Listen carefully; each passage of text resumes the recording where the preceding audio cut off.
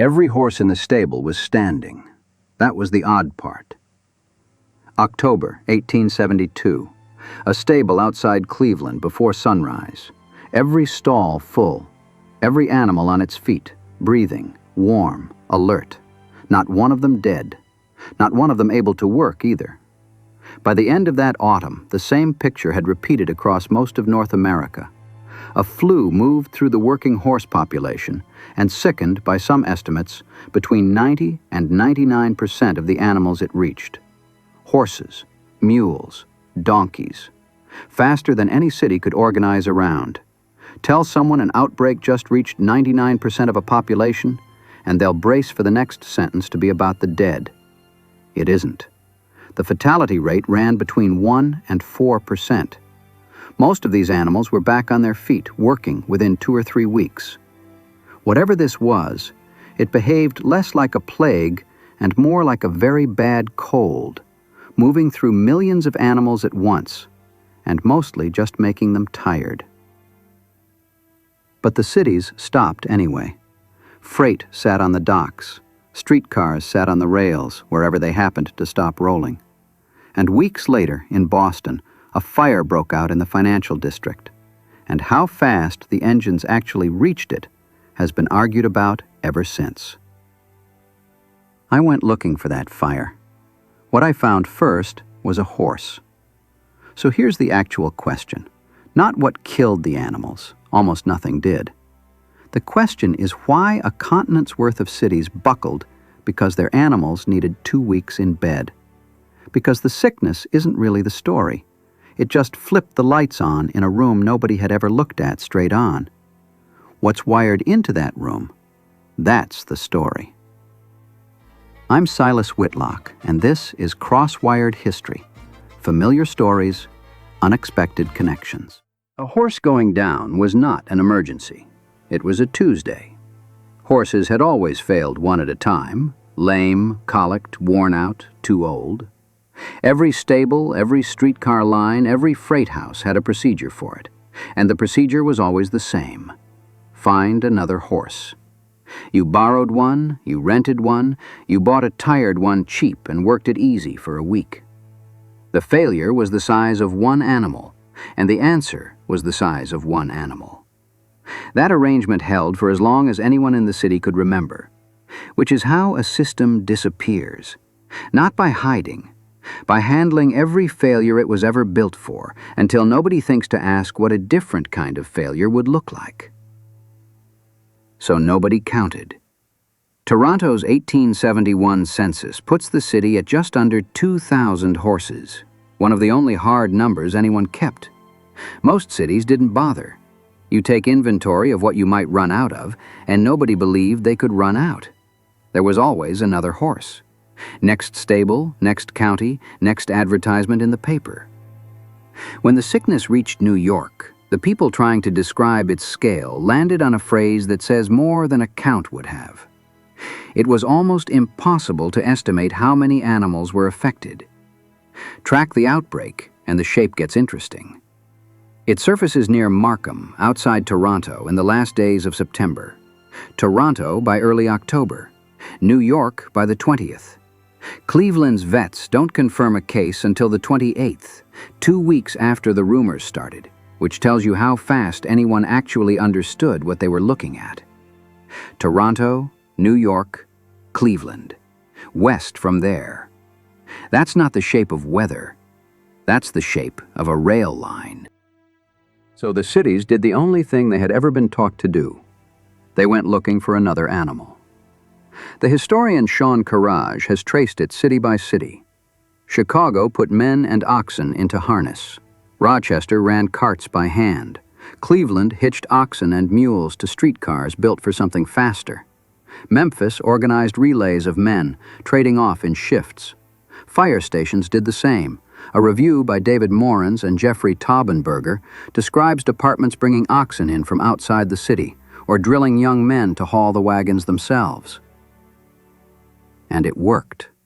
That's the detail worth sitting with. This was never a story about a job becoming impossible.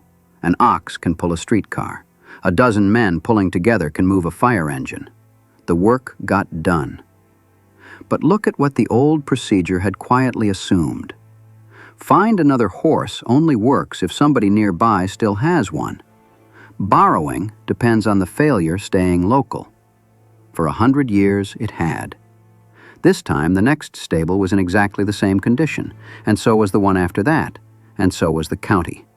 Every city reached for the same drawer at the same moment and found the same thing missing. What they reached for instead was strength, and strength turned out to be the replaceable part. Speed wasn't. Neither was scale. One team of oxen borrowed off a farm doesn't replace 40 horses working in rotation across a 16-hour day. And a city doesn't run on strength. It runs on timing. Coal has to beat the cold. Ice has to beat the melt. Milk has to beat the turn. Freight has to clear the platform before the next train needs it. Every one of those windows had been set, by nobody on purpose, by exactly how fast a horse walks. A single delivery 2 hours late doesn't sound like news. Multiply it by every delivery, every warehouse, every day for 3 weeks, and 2 hours becomes a week. Nothing failed outright. Things just started arriving late, and late compounds. A delayed load misses a connection. A missed connection strands the load behind it. Streetcar lines suspended service. Trade slowed to what observers at the time called, carefully, a suspension of ordinary business. On the platforms, freight that should have been gone by morning was still sitting there when the next train pulled in behind it. Which brings us to Boston. November 9th, 1872. Fire broke out in the financial district and burned through the heart of it.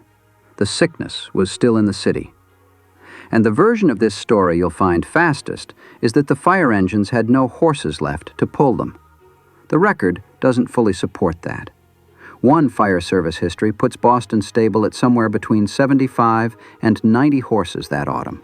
4 dead, 22 unfit for duty by late October. That's a department badly degraded. It is not a department with no horses. Modern accounts list the horses as one factor among several.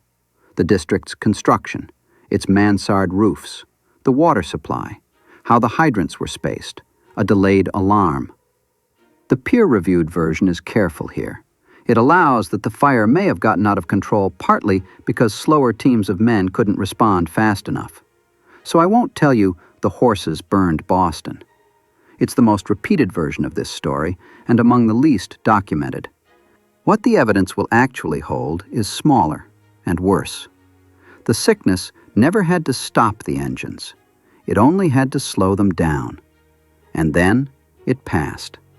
By the end of November, most of Cleveland's horses were back on their feet. The streetcars ran, the freight moved. The sickness kept traveling, west, south, into the following year. But the eastern cities were back to normal within weeks of nearly buckling. Here's the detail that remains. Nothing changed. No city built a reserve. Nobody added a redundancy or stood up a second system or took inventory of the thing that had just proven it could fail all at once. The dependency went invisible again the moment it stopped hurting. Because that's what a dependency is.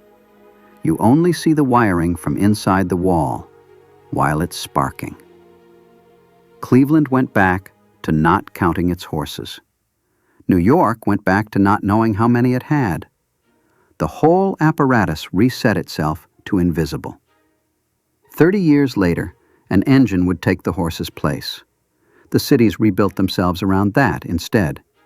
Not because anyone had solved the fragility, because they'd traded it for a newer one.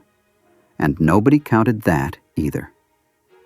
But for a few weeks in the autumn of 1872, the wiring was visible.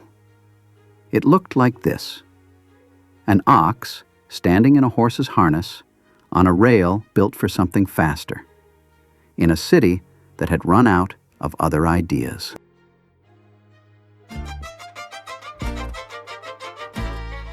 Remember, history isn't a straight line. Keep keep looking for that next connection.